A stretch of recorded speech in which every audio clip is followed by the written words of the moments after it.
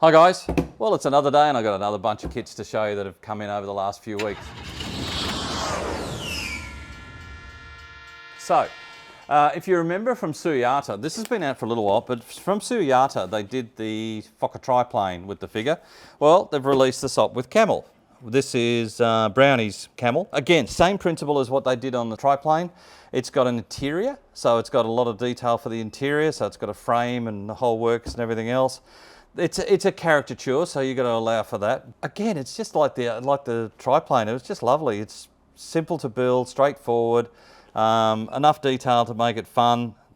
Choice of markings, and you get the figure. You get Brownie as a figure, so and the kit and everything else. So yeah, look, it's just one of those fun things that modelers should do every so often, just to have some fun. So yeah, that's just come in, so that's cool. From AFV Club. These are the two new ones. This is their Churchill M.K., which from what I'm told is the only version other than the old Tamiya one that's been around for some time. This is an all new tool, obviously. This is a continuation of their Churchill family. The hope is that they'll do crocodiles and all sorts of other things down the track, so that's very good. If you've done any of their Churchills, you know what to expect. But it's AFV Club as well, so a little bit of detail that you sort of think, they could have done it easier than that. But it's really worth the detail. Nice kit. That whole series has been quite good from what I'm told.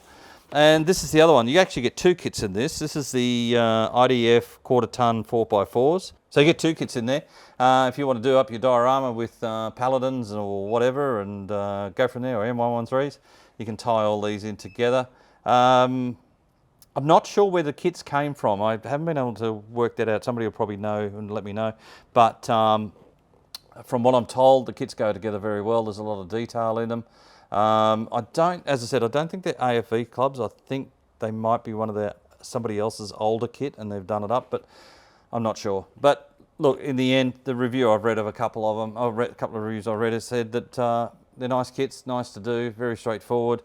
And as I said, you get a choice, you get both kits in there. It's not build one or the other, so you can have both in there. From Airfix. Now Airfix has got a lot of stuff coming out and we've been waiting on a lot of things, so let's have a look at it. This is the new 72nd scale de Havilland Mosquito B16. Been some talk about this kit because I believe they based it on a kit that they found out later on was actually a target tug. So there's a few pieces in the bottom of the kit that you've got to sort out. But it's not a big deal. It's not hard to fix. And you can still build it straight out of the box and everything else. So, look, it's a lovely kit. Goes together well. The reviews for the actual build of the kit has been good. Markings, two choices of markings. So, if you wanted to continue a family of it, and this is the first of the two-stage Merlin engined Mosquitoes in 72nd scale. So, hopefully they'll develop others and continue on. We'll get an Aussie one day and a few other things. They may even do the target tug as a separate kit or a B35 or something like that. So that's 72nd scale. That's pretty cool. Now you might say, why are we doing another Wellington? The main reason for this is mounted with Merlin engines, not the original engines that it was on the kit. This was a thing that they were trying to develop to find out whether the aircraft could go better, faster, stronger, whatever. Didn't last long because they needed the Merlins for other things. So if you're looking for an unusual Wellington, this is the one to do. Beautiful kit, always has been, goes together well. You just get the different power eggs for the engines. Couple of choices of markings. Both are quite in the old scheme of black and brown and green.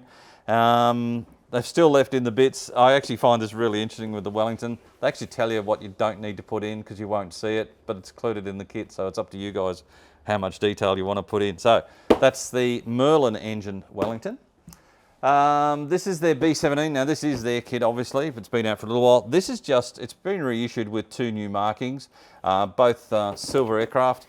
One is Milk Run and the other is Milk Wagon, I mean, and the other one is 5 pounds for breakfast. So quite nice.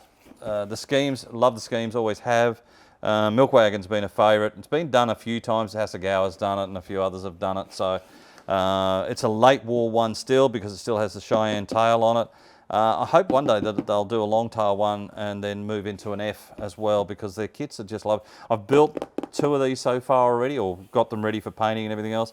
The fit is just superb. Just really, really nice. I thought the Revell one was nice, the early ones that they did. And okay, it's an early B17 and early G, but I think I'd rather build more of these than I will be of the other ones. And last but not least, a reissue of the Vickers Valiant Mark I. This was a great kit when I built it the first time.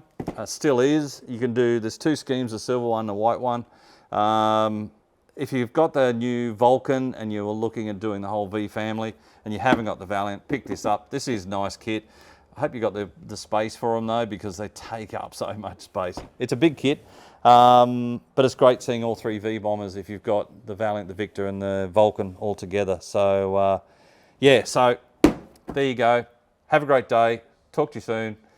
Have a great Christmas if we don't talk to you. So then come and see us, say hello. We are open, so drop in. See you then, guys. Have a great day. Bye.